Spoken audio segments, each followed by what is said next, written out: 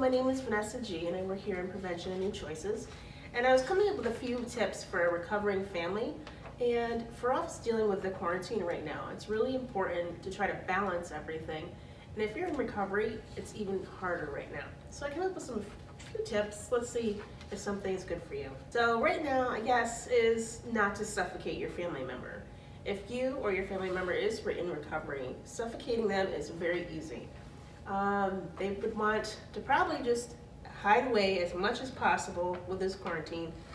But one of the things that you need to remember is that when you're dealing with somebody in recovery, they need to have space.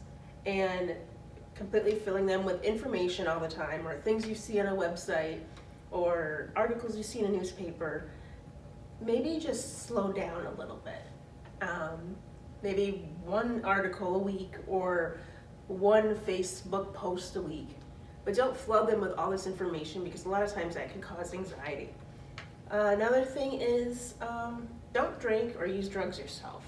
A lot of times if somebody is in recovery and they have family members that are fully drinking still or smoking or using other substances, a lot of times that recovery is going to go right down the toilet because they still see it, they can smell it, and they get the effects from it. So if you're using at the same time while you're in recovery, your family's using, it's very, very hard to stay sober, especially if you're going to be stuck in the same house with them. And another good thing is to find somebody to talk to.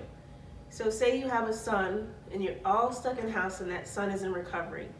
Find somebody for yourself to talk to. Talk to a counselor. There's so many things online right now that you can find. Do something for yourself because you're internalizing a lot. So if you have somebody in your family that is in recovery, it's not just that person, it's the whole family.